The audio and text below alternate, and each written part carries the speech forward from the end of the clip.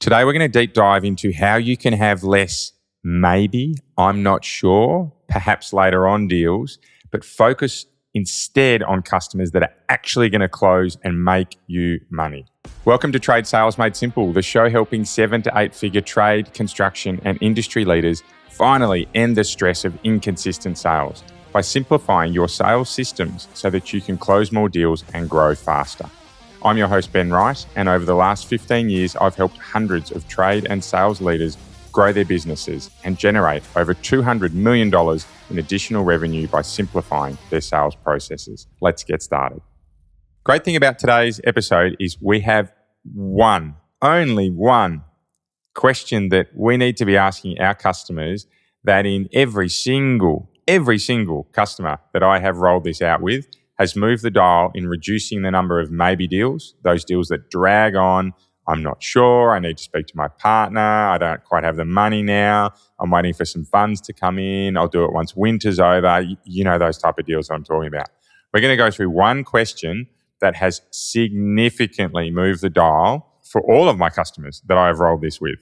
So this is going to be really punchy today, so you need to listen in straight away from the start. And I'm going to run you through how we ran this with a real estate broker, right, who I actually see as very much being in that trade and industrial type of segment because they're dealing with homeowners, they're dealing with business owners, right, and they're having to get deals done in a very competitive landscape. So what does that question look like?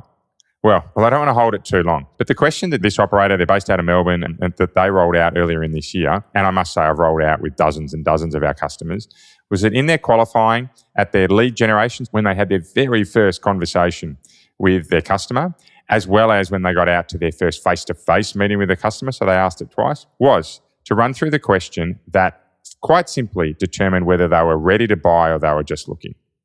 So that question would go something like, hey, thanks very much for taking a moment to talk with me on the phone. The most important thing for me to ask you is this something you're looking at doing now, or are you still trying to determine if it's for you? Is this something that you're going to go ahead with now, or are you not sure if it's the right option for you or your family or your business? Is this something that you are ready, set, go on, you want to get moving as fast as you can, or you need to gather more information before you decide if you're actually going to do it? Now, there's 3 ways. They won't work for everyone. You've got to be able to ask this in your own way. But the key question here is to say, okay, I'm buying, right? It's just who I'm going to use. Or no, I'm not actually sure if I want solar. I'm not actually sure if I need a new roof. I'm not sure if I need a new pool filtration system. I'm not sure if I want to paint the whole house, if I need to rewire my electrical, right? If I want an interior designer involved, if I want new concrete, whatever it is, right? But by finding out straight away if the customer is ready to go or they still need education, it allows us to adjust our sales process with them immediately. For those customers that are ready to go, well, it's infinitely easier because we start to then prioritize them. We start to then ask them questions around what's most important in the deal, who's involved in the deal, when they want to do it by, and we can go full throttle ahead with that customer. However, for most businesses that I work with, there is always a percentage of customers that are still browsing. They're not actually sure if they want to do it. So the best thing that we can do for them is to actually help educate them. And if we were to go down the path around, okay, what do you need? Who's making the decision? When are you getting it done by? And all those questions that land with someone that's ready to go, well, we're going to risk scaring that person off, or more likely, we slow them down.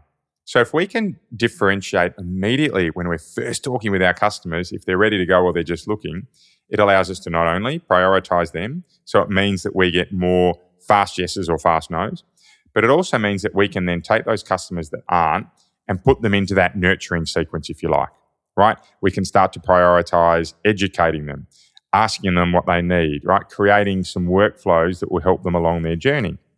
And for good businesses now, good trade businesses, right, you need to be able to set up nurturing campaigns. If you're not doing it, it's something you need to let me know about and I can give you some ideas. But really impactfully is that those customers who are ready to buy, we run them full steam ahead in our sales process. Those customers that aren't, we have a terrific opportunity to position ourselves as the people they're going to trust.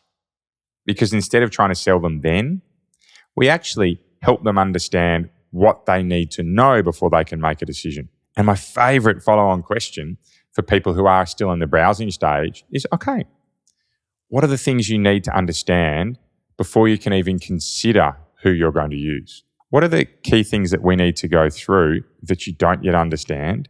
What are the key things that you're worried about?